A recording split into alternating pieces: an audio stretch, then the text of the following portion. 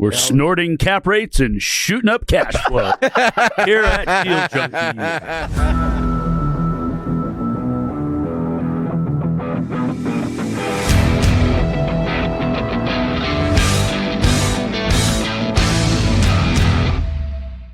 Welcome back to Deal Junkies. I'm Gabe Johansson here with Trevor Howard, Mike Nuss. We are in the studio today. We are reminiscing. What do we do? We're ruminating. We're ruminating on retirement. We're all going to retire, not from Deal Junkies. We're just going to retire. And then what? Buy Without Social Security.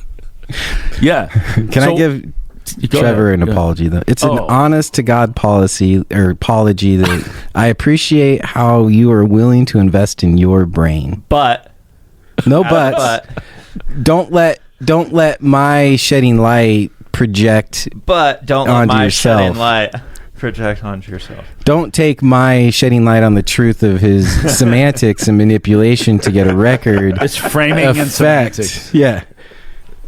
Mike, you're the master of framing. Oh, absolutely. Well, sometimes. Is Mike giving you a backhanded apology right now? It's not a backhanded compliment. No. It is not a backhanded compliment. Yes, it is. No, it's a backhanded apology. Yes, it is. I am sorry for pointing out to you that you're projecting your own shit onto my opinion. All right. Next. Okay, so was that more gaslighting than compliment? Yeah, probably. Right. Yeah, I meant it to be a compliment. So here's a question I have: What is retirement? What are people thinking today about retirement? Like, is that what is retirement? Yeah, like retirement, you're going to get to a certain age, more income coming in than living expenses. Well, that's R1, right? He that's has a financial definition of retirement. Yeah, but what are people looking to do? I mean, when people are retiring, what are they trying to do? They're not trying to do their die. Well, that's true. I was actually going to say, I think for the average person, it means death's right around the corner. Yeah, I've never really wanted to retire, but when I learned that Social Security was not going to be around, I thought, well, maybe I should do something to build my own retirement, because if you're just working right now, I don't think the old model, we've talked about this a lot of times, but the old model of like, I'm going to go to school, get the best job I can, put my money in a 401k, buy a house, pay it off, like that doesn't really work anymore. It works if you start really young and you invest heavily. So you got to be maxing that out from age like 20 something. So you got to get in heavy 20. Into you got to be 401k. putting 20 grand a year minimum. And all the way along the way, who was it? Derek Sherrill or one of our speakers one time was talking about how everybody's making money on you along the way. Yeah, and it's like the school's making money on you, then your employer's making money on you, then the fund manager at your 401k is making money on you, and then you get to be what, 65, 70 years old? What is retirement age now? People used to try to retire when they were 50, 55, which is weird to think about. We got people getting out of school when they're 40. Like, I mean, so it's changed. It's changed, hasn't it? I mean, does anybody even think about retirement anymore? Well, that and our average life expectancy is longer as well. So, like, I have family members in their like upper ages, late 50s, early 60s, right? And they don't. Do they think about retirement? They don't have enough for retirement. They didn't. They are now, and they don't have enough. So, like, so they're thinking about it too late. Too late. Yeah. So if you don't have time and you're thinking about retirement, you're 60 years old and you're going, start buying some real estate really fast. You're like, oops, I didn't build a retirement. What are you going to do? Because what I read, I mean, I asked ChatGPT last night, like, will I get Social Security? And if I did, what would it be? And it said, number one, the average American makes around $2,000 a month in Social Security benefits. Well, what does that do? Not even rent. I mean, it doesn't cover anything. And then it said, if I wasn't able to take benefits by 2033, which is only 8 years from now, that they're going to run out of money. And so then it goes to they're going to have to figure out another way to fund it, or they're going to have to raise the age, or they're going to have to find a way to not give it to as many people or something. But it said, like, I might be able to get 60 to 80%. So, okay, so I can get $1,200 when I'm, like 67, 68 years old. Like, they've raised it. I remember, I think quite a while ago now, but I think it used to be that you could start to take benefits in your mid to late 50s. Now we're all the way up approaching 70 years old. So they expect us to work until we're 70, basically. So if you're working a normal job right now, depending on what your age is. If you're 60 and you haven't built a retirement, we got to get serious. I think the average if you're person 20, it's different. Yeah, I think the average person can actually retire in 10 to 15 years.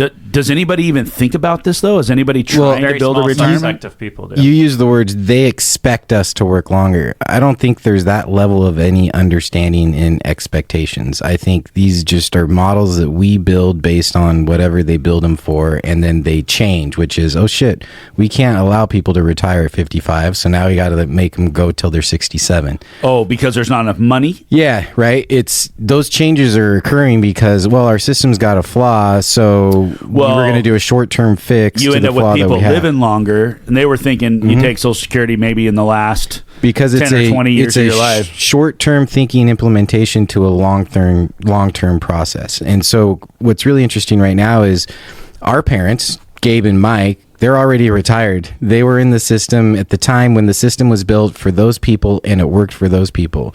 Trevor's parents are different because they're from in the middle of generations of they still think that they have Social Security coming because they're old enough to think that, but they're not young enough like Trevor to recognize like this is never going to be around. And so they're stuck in between these two changing long-term mindsets because of timing of just when they were born.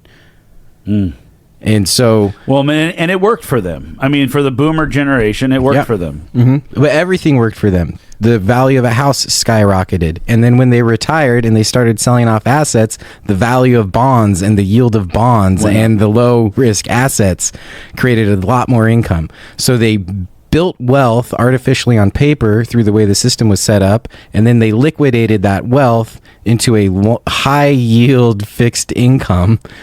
So it worked for them, but it didn't work for the generations that's got a couple $100,000 in debt, couldn't get a job to offset that has significant debt for that college, interest rates that are now higher to make that more problematic, housing affordability at its historic lowest, combined with college debt. So they're in a system now that doesn't work, but it's still predicated upon this old system of retirement. And so something needs to change significantly on one side of the sheet, or both have to change to make it better. Won't the government just print more money and then pay that out? I think so, and then you just get inflation. I mean, money creation, they'll just come up with, well, they'll have to fund it a different way. I mean, they'll just have more deficit or more taxes. I think just like the central bank, the Fed is really smart to get out of mortgages because that just creates a debt level in the housing world that creates this long-term unaffordability of real estate.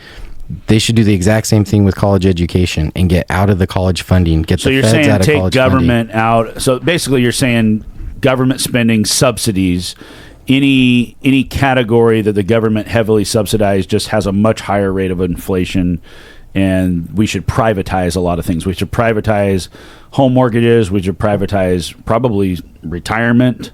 Like what about Trump's sovereign wealth fund or whatever? A lot of countries have.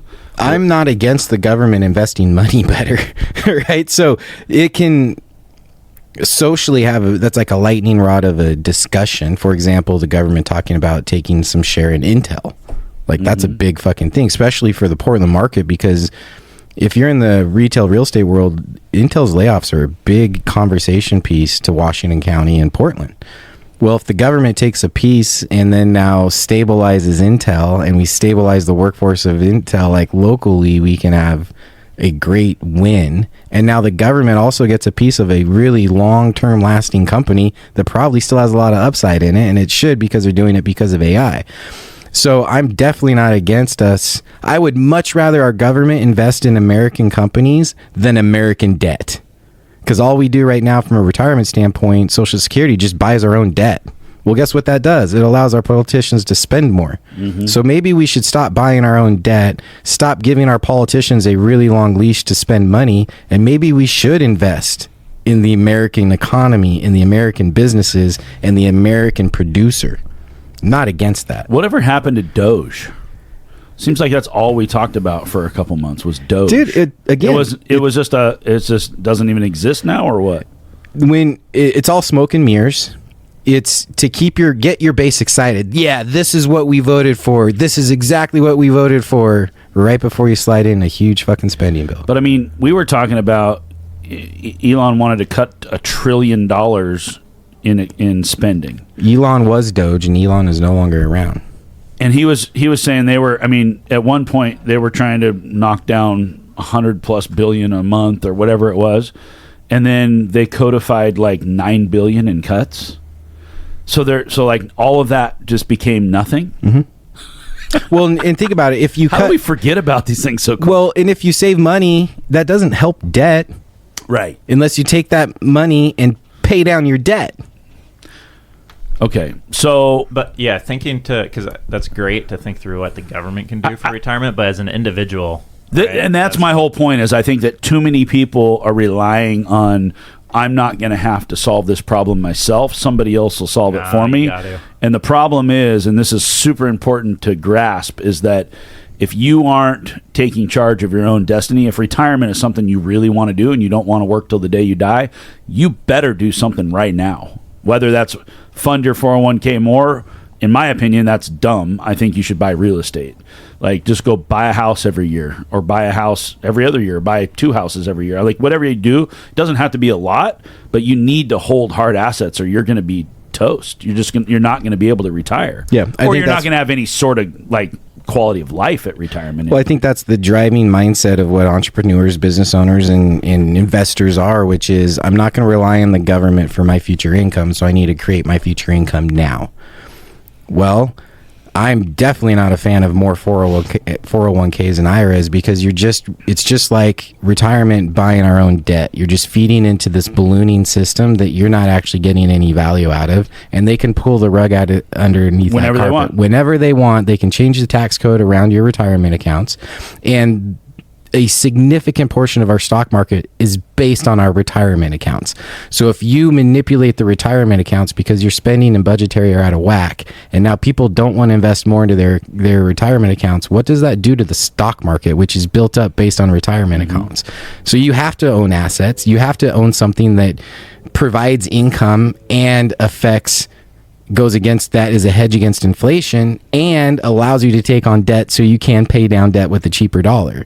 It's sad to say, but you have to protect yourself from the government. You have to absolutely. You have to protect yourself against the government. This is what I'm coming around to, is investing in real estate is not an offensive play. It's a defensive play. It is, yes. Like, this is being as conservative as you could possibly be. People look at us and go, wow, these guys are real cowboys, and they're out there and they're doing these deals and all that stuff. It's like, no, actually what we're doing is we're protecting ourselves from a system that's rigged against us. Like, it is not going to go in our favor. Nobody's going to come in and solve any problems for us when we get to a point where we either can't work anymore or we don't want to work anymore. What are you going to do? Like, you're not going to have anything.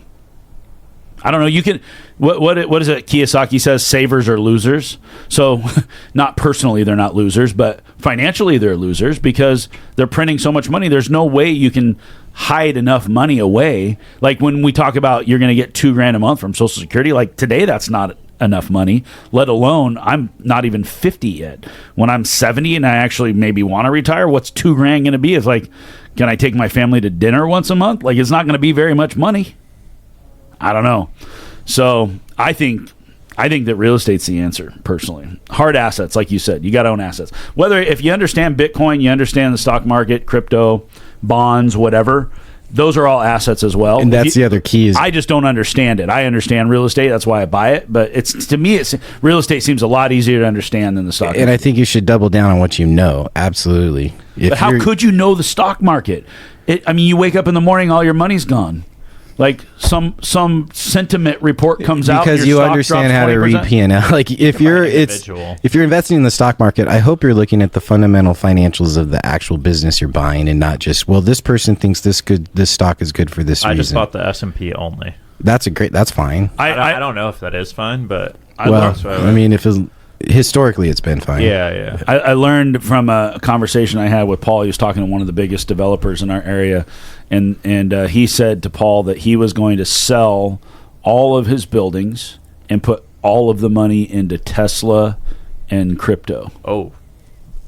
And that was going to be his whole model. You should ask him how many properties he has for sale then. Well, Yeah, he Is your will have money a where lot. your mouth Yeah. is your money where your mouth is, or is it just talking? We'll see. But that, I mean, he's a futurist. He's into robotics and AI and all the stuff, and he just feels that, for him anyway, he feels like he'll make more money with less effort, just sitting on the sidelines and having the money parked in the right If places. you have enough money, then I just don't understand. I don't understand take the on a stock lot of risk, dude. So I look at like the multiple, the income multipliers, price to earnings reports, Yeah. and I'm not smart enough to understand any of this stuff. I can look at a building and know that, oh, we got a gross rent multiplier and all this stuff. That makes sense. But when you look at Tesla as an example, Tesla is valued as a tech company. So it trades, I can't remember the number, but it's like 128 times earnings. Yeah, and Ford is like... You look at Toyota. I mean, you drive down the road and like 4 out of 5 cars on the road are a Toyota, and Toyota is priced at 5 times earnings. Come on now. Like, they're not pricing in Tesla to be the world's largest car manufacturer. They're pricing in Tesla because, number one, Main Street loves it. Like, retail investors love the idea. Plus, they're going to have robotics and AI and whatever else Elon is going to do. Everybody's banking big time, though. Like, to me, I wouldn't personally put my money in Tesla based on a car company if I knew. Right. If what do they call their robot? They have a name for it. I can't remember what the name. It's I can't remember. He calls this robot something. But if that robot, he says it's going to be I think Elon says a $30 trillion industry in robotics. If he can create a $30 trillion industry out of robotics, okay, I might put my money in Tesla over robotics, but not on cars, especially once you have cyber taxis. Doesn't that mean we need less cars on the road because we're all sharing the same car, driving us to work and picking us up? I don't know. What would have been a better investment in 2004, 2005, real estate or tech? Well, I think it probably would have been. It depends on how you look at buy it, dude. If you go buy a 100% leveraged asset, and that's where it comes down to what you know. So that's the thing about stocks. If you want to go buy $400,000 worth of stock, you need $400,000. If you want to buy $400,000 worth of real estate, you need $14,000 potentially, or none. So the barrier to entry is just much lower on real estate. For the dollar amount, the barrier to entry is much higher on real estate, but because most people are buying like $1,000 worth of stock. I've never met someone who's built wealth through investing in stocks, but I know lots of wealthy people who park their money to preserve capital in stocks. Sure. It grows modestly over time. Sure. But like, there's no one like making money. And then like, I have a lot of friends who go and they'll buy like $1,000 worth of stock. And it's like, you might as well just go buy a course for $1,000 where you can learn how to make 10,000 extra dollars or whatever.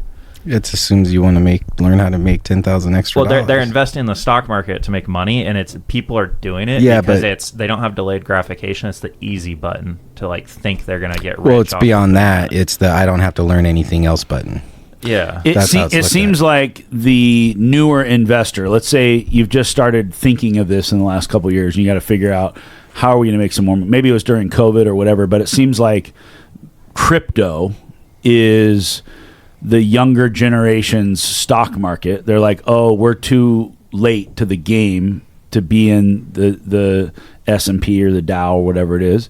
So we're going to be in crypto. I've seen so many people lose money in crypto because they're buying whatever alternative coins. Altcoins, trying to get 1,000% returns. Yeah, I've never and stuff. met anyone who has made money with it still. Well, they make money with it, but they turn 2,000 into 10,000 or 20,000. Not even, but very few people. If people exited, a lot of paper money was created. Well, you exit, you pay tax, and then what do you got? Like, I mean, it's not creating cash flow. Yeah, post-tax income. Isn't that what fucking income is? So I saw a quote from Warren Buffett last night, and he said the two pillars of money. Number one is cash flow. Number two is leverage. Well, to me, I don't understand why a guy like that, if he believes in those two, I mean, he's obviously knows what he's doing because he's worth more than any investor, I think, in the history of man. But cash flow is always, it's like the cash flow is always king. That's what I was taught when I got into real estate. You always underwrite to cash flow. If it doesn't cash flow, don't buy it, right? And then but the next thing is leverage. Well, how do you leverage? If you're Warren Buffett, what is he doing to leverage his buys? Is he borrowing from one place to buy more of a company, or how? I don't understand the premise of that. Well, leverage, you have capital, people. I think media. Warren. Oh, you're So doing a fund. I don't know So you're what- leveraging other people's money to go into your fund, and you're taking fees to park their money. Yeah, with he's a yours. publicly traded company, so he's getting leverage from people buying stock. Well, and that's a good point. If you can build a company big enough to sell it on Wall Street, your $10 million company suddenly Yeah. becomes a $100 million company. And that's where Phil Knightbook's so good about this, right? Because he Is that was Shoe Dog? Yeah, Shoe Dog. Because it was always running out of money. He was like debt, get income, pay off debt, income, pay off debt, and it was. But I need more debt, which means I need more income to pay off the debt. And not till Nike went public did they now have different type of leverage to create liquidity, right? Because debt is just short-term liquidity. Stock sales is long-term liquidity. And that flips the switch of how you leverage. And so now you have significant liquidity, which lets you take on other credit lines and other bank lines. And so it's just a different leverage scenario. Going Go ahead. going public is crazy to me. And I was having this conversation with a friend who was trying to buy stocks, and because they get to leverage the whole public, and they're the only ones who truly know what's happening in their business. Yeah. And they get to borrow against the public and buy and sell their own stock. While they, like, you can put out your P&Ls and you can put out whatever. You have to. But that's they're- not the full picture of what's going on. They're Right. manipulated. Yeah, so it's the coolest thing as a business to be able to go and do that, and then you can start buying that stuff back when you know you're about to have a run up or do whatever, and then resell it, and you're just trading in and out and printing cash that you get to borrow at low rates essentially. Like, So what you're describing, we started off talking about retirement, and what people are doing is they don't know how to build a business or build a portfolio, so they're just parking money with other people they believe can build a business and a portfolio. but they don't know they're doing that necessarily. Like when they're investing in stocks, they don't think that's what they're doing, because they could go give you the money, right? And it's the same concept, but like they're doing it elsewhere. Because I think some money manager is smarter, more sophisticated, or whatever. Yeah, and the guys managing money, like if you look at the average financial advisor, like they don't have a retirement, like they don't have a lot of things. Like these Because guys they're don't make managers, they're money. not investors. Yeah. This is blowing my mind. So I just don't get it. So what do you do? Like, I mean, if you're just starting out and you're supposed to build a retirement fund, This is why it was a compliment to Trevor. It's self-agency. You have to You have to take go learn. self-agency. Yeah. You Invest. have to learn a skill set that you're not paying someone else a ridiculous amount to make their own errors with your money. Self-agency, learn the skills yourself, use your own money, leverage it against others, and reward in the upside of your own errors, not just the downside. Even of though other it's people's. self-serving, I love how Grant Cardone says, people go, I got 10 grand, what should I invest in? He says, if you only got 10 grand, invest in yourself.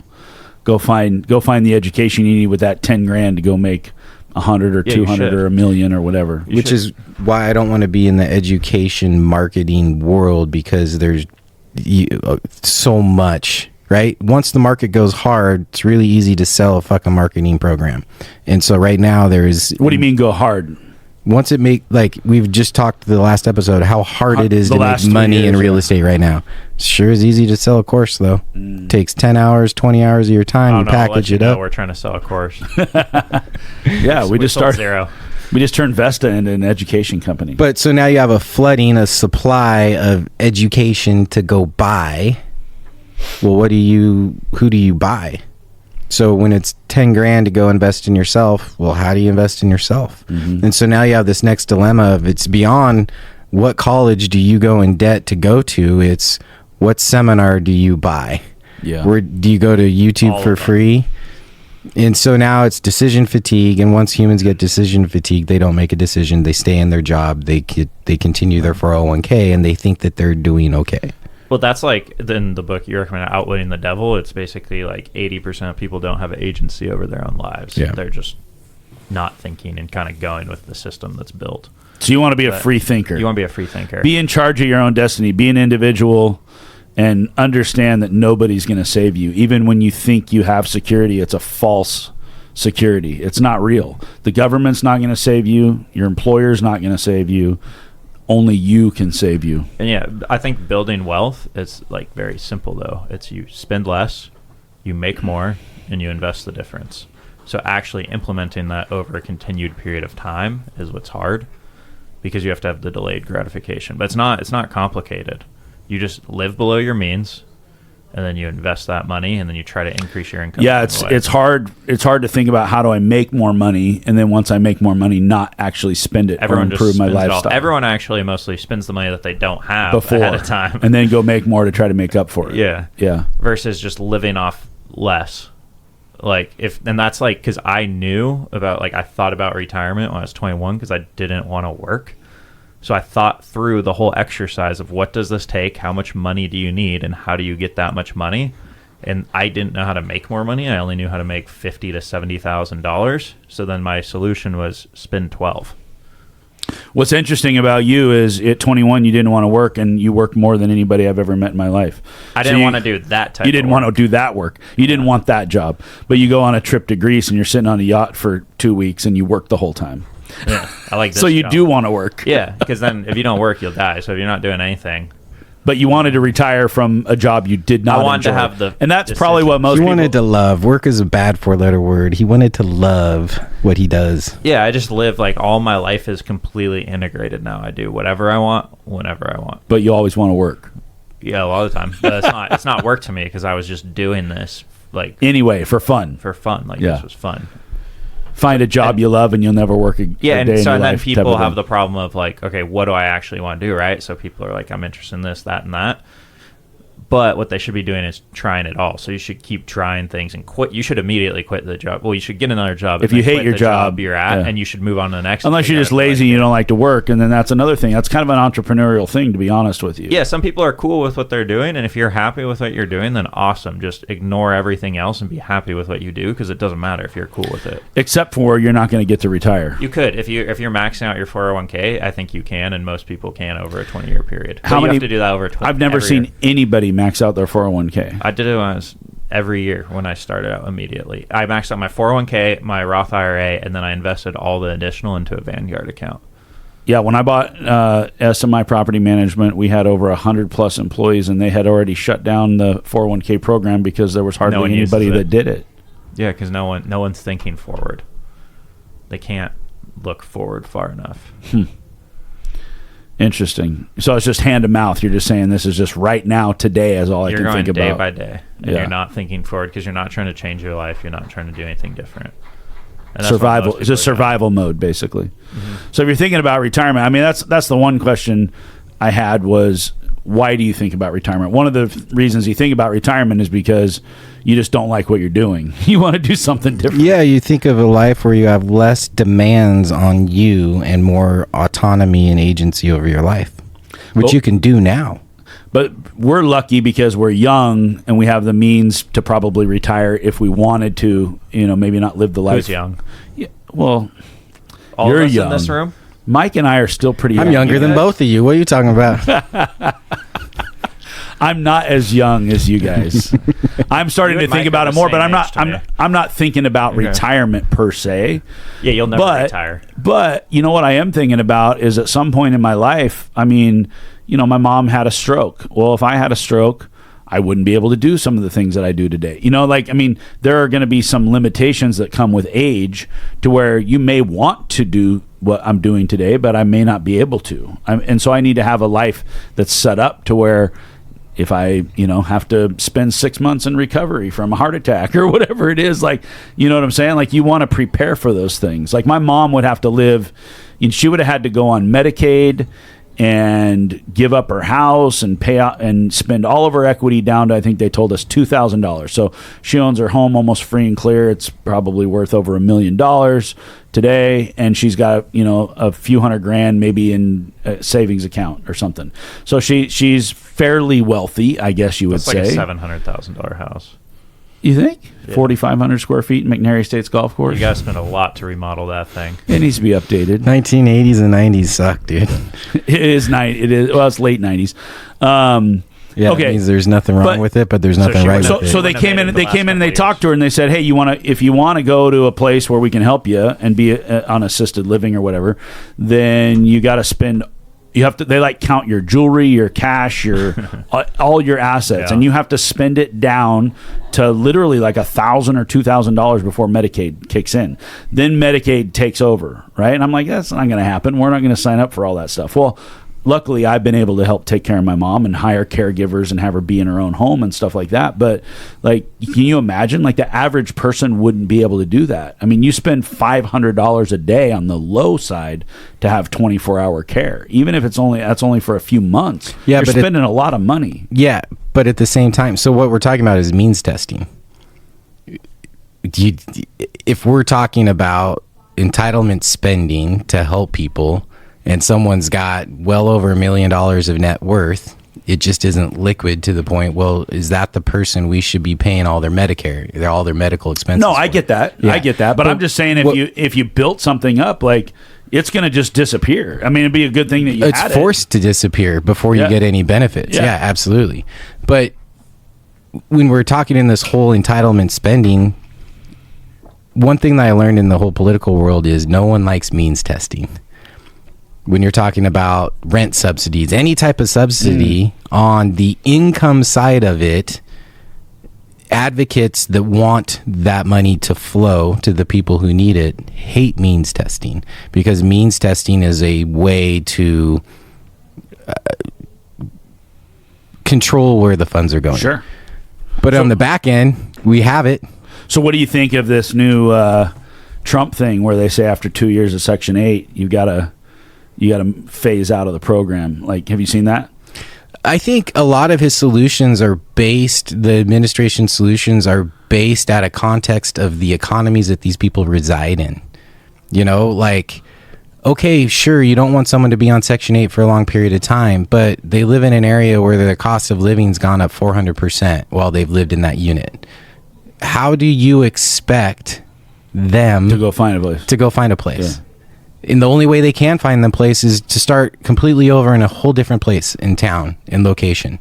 And you have to understand, well, what created the context that we're in. Well, you could burn it off. I mean, you could burn off the voucher and it could just dissipate over time and your rent just goes up. Sure, most of the people that we see on vouchers are people that are on Social Security. Yeah. I mean, even with their voucher, they're paying $200 a month of their $1,400 of rent, and they still struggle to buy their groceries. Yeah. Okay, so you wean them off. You're just feeding the homeless population. I think the means testing they're talking about is if you're capable to work. Correct. Then they want you to work. And that's where the true solution is, in the means testing of creating a system that says, okay, we understand people are taking advantage of the system. We don't want them to take advantage of the system. We understand there are people that need the system, and some of them need them deeply. So how can we include the people that need the system and need the system deeply while actually filtering for and keeping the abusers out of the system?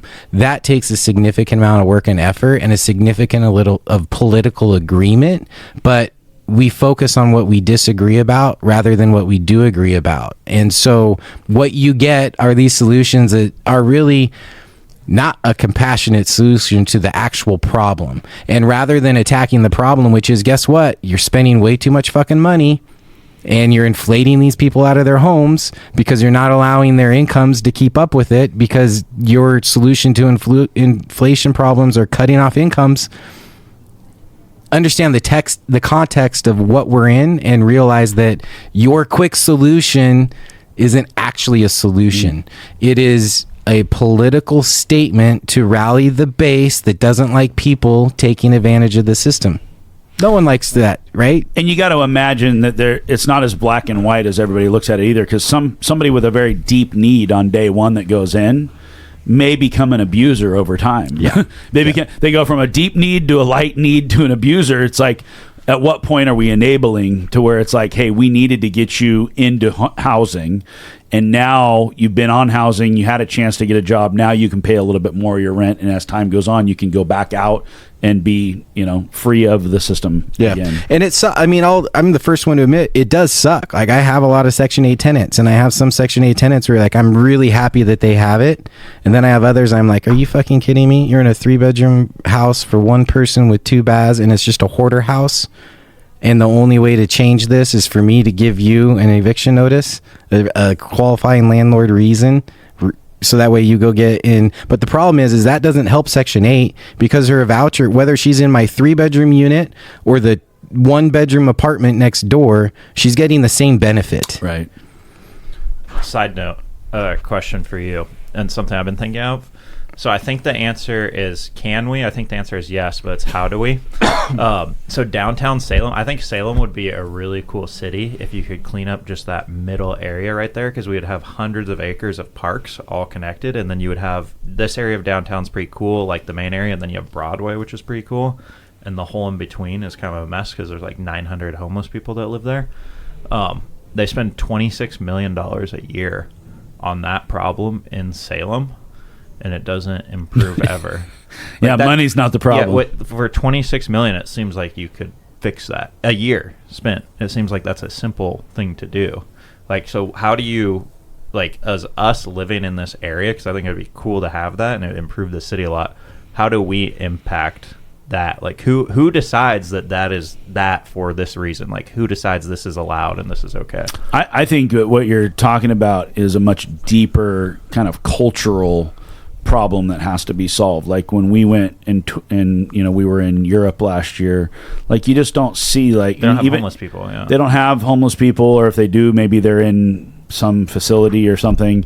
Like, it's just, we have a different culture. Like the way we do drugs, the way we deal with mental health, the way that we set up all of our services. The reason why all those people are in that few blocks is because that's where all the services are. That's where that's where the free food is. That's where all of the navigation points are to send them to get help for what they need. So we put them there. I mean, they're there for a reason. And I've had this conversation many times. And the question really is, are we trying to help the people who are out there being homeless and suffering, or are we just trying to clean up the city so that it's prettier and we don't see the underbelly of society roaming around in the streets when we drive home? Are you solving the problem or managing the problem? And I think, I think you could do both, but I think that the problem is, number one, it's not a money problem. I think,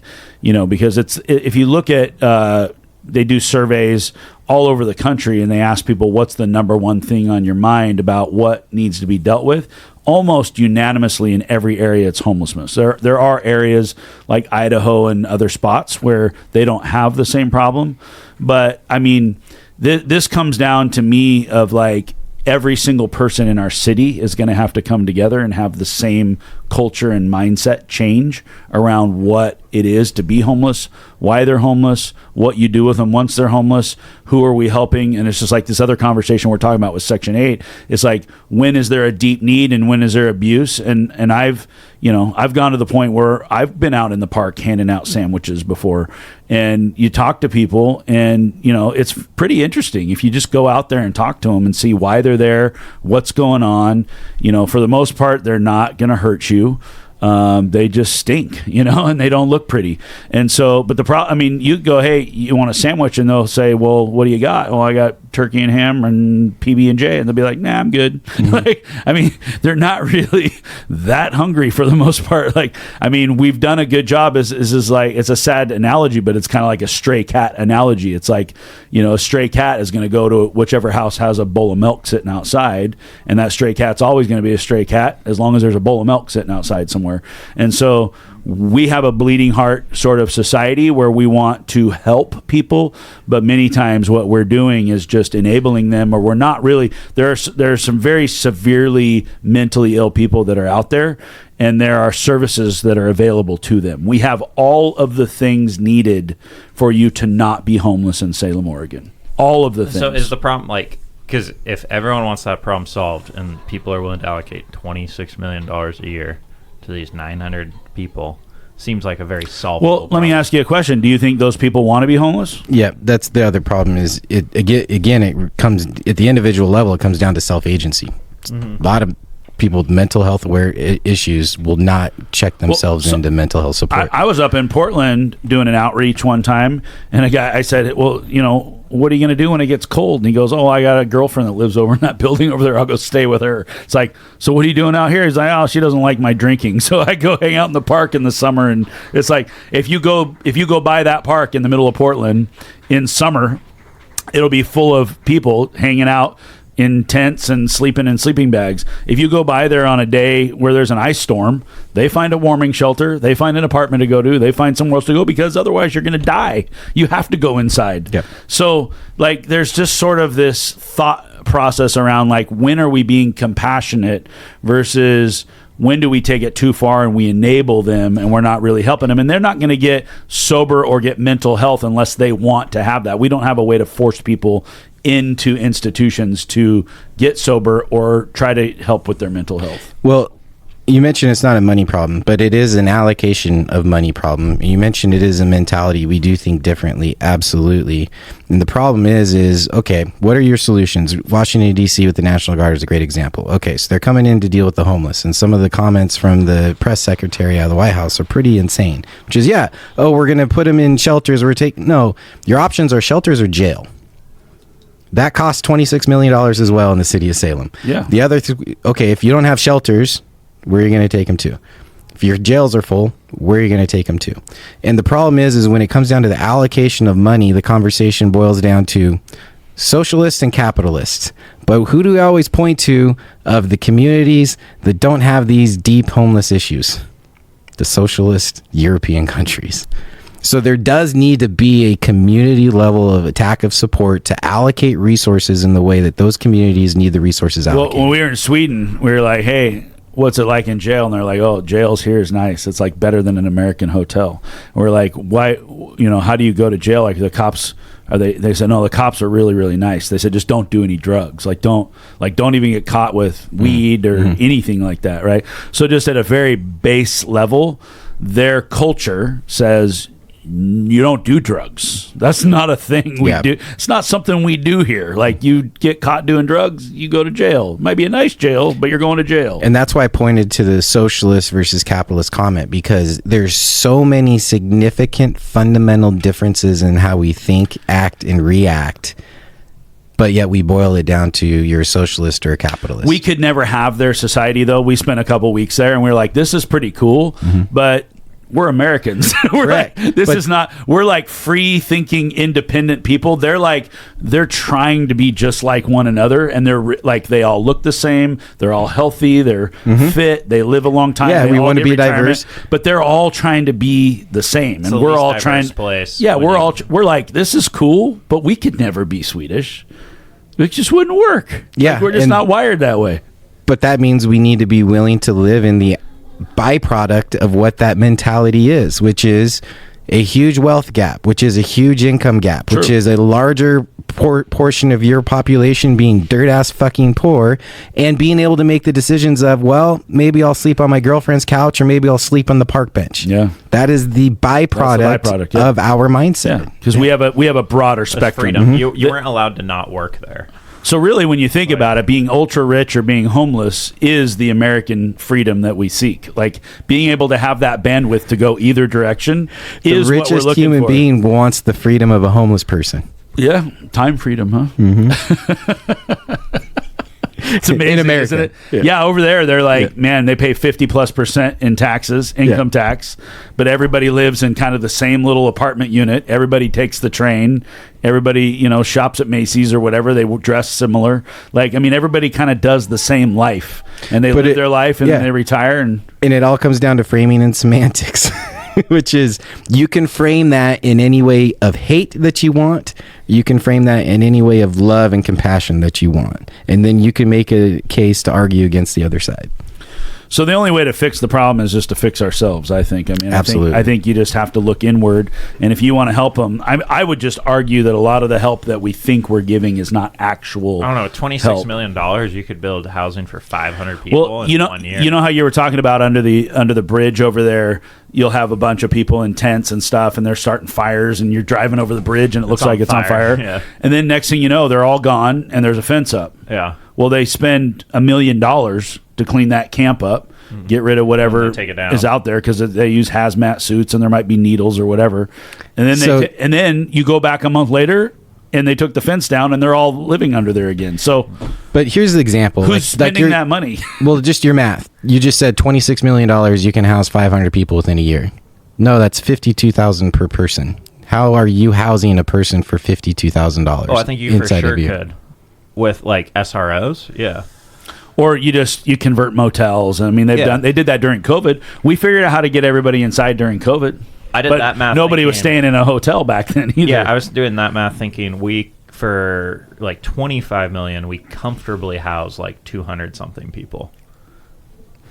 You have the ability of leverage and private capital raising, so you can go 25 million just cash. Like if they took that 26 million and they just spent it on housing, it's more than just housing though, because a housing unit costs $250,000. You're talking about $50,000 per person.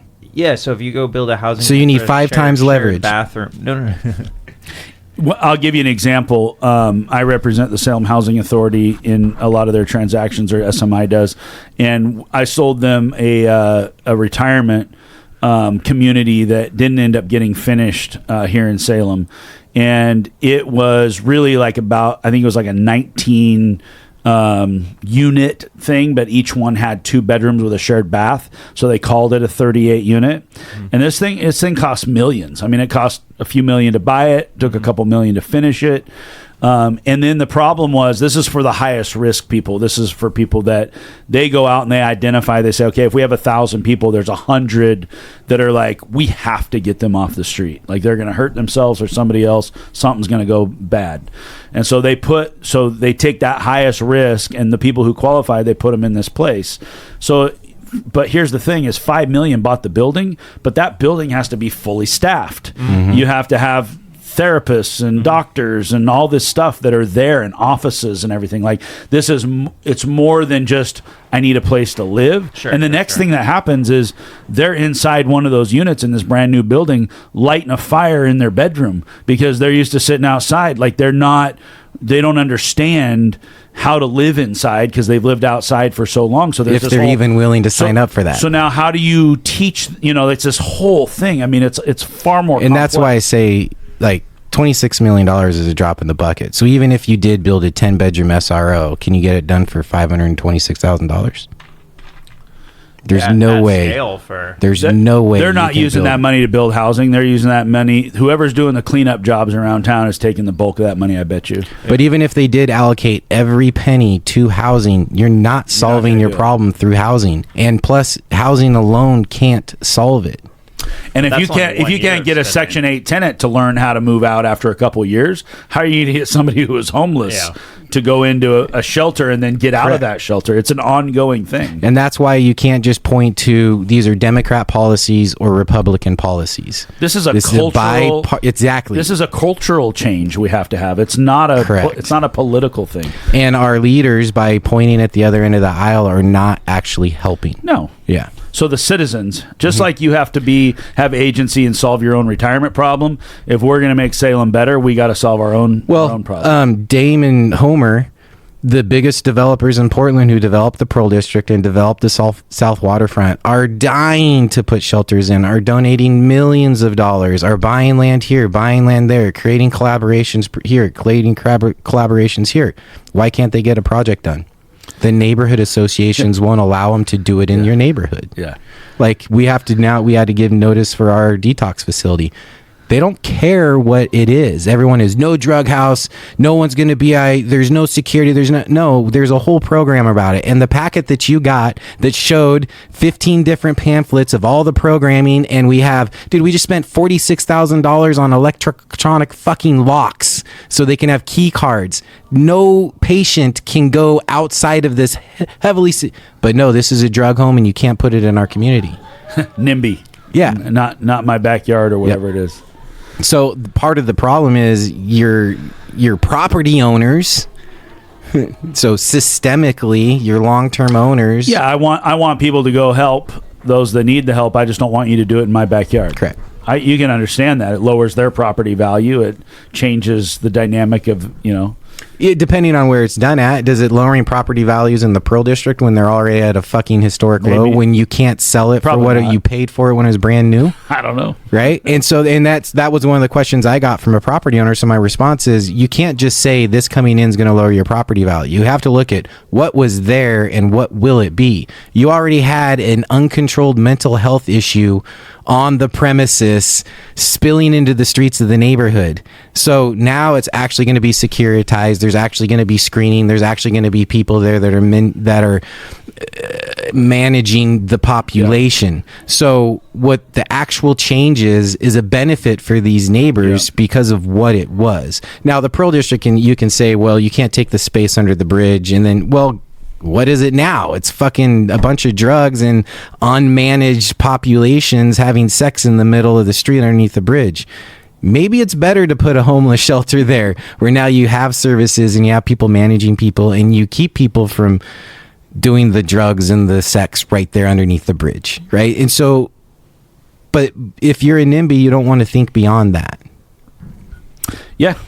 No, I just beating a dead fucking horse now. All right, we got to go. Thanks for the trauma, Trevor. Every conversation you have will end up... Now, I'm glad you're talking about this, Trevor, because your brain can maybe help us solve this problem. I think we all want to help solve the problem, and then the question is, what are we doing to actually help, and what is not Seems like helping? someone should be able to do it. Well, here's the problem is, well, why did I get out of the politics in the city of Portland? And I'm still trying to help. But every time you try and help, sometime you get involved, you're getting your teeth kicked in. Okay, so if we were just to like separate the issue and say, okay, we've talked about how do we help the people. Now how do we talk about just making Salem better?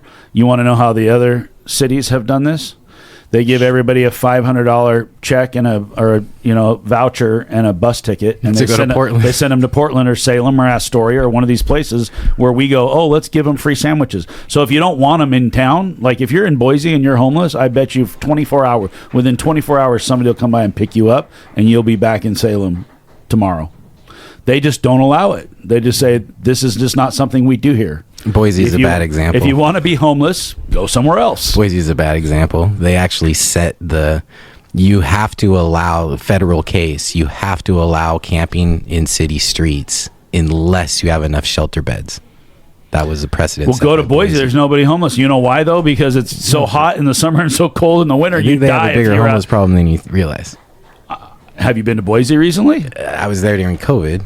Oh, I can't say I've been there recently, but you're not a federal... I have family there. I go there twice a year. I've never seen a homeless person. Then why are they setting national precedent in favor of homeless communities? I have no idea. That's odd to me. Maybe because of the fact that they're shipping them out of there. I mean, I've talked to people. Oh, yeah, that's a good point. Yeah. This is an interesting thing. So go talk to some of these people. You're walking down the street. Somebody asks you for $1.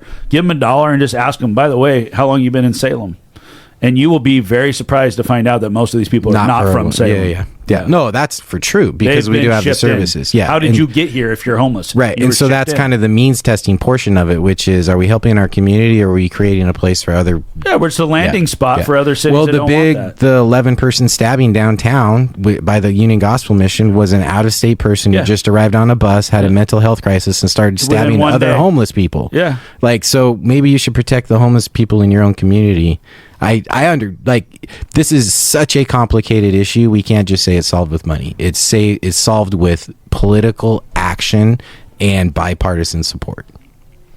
All right. Well, so buy more real estate. So you don't become homeless. Jeez. Yeah. We talked about getting into retirement. Now we're telling you how to not be homeless.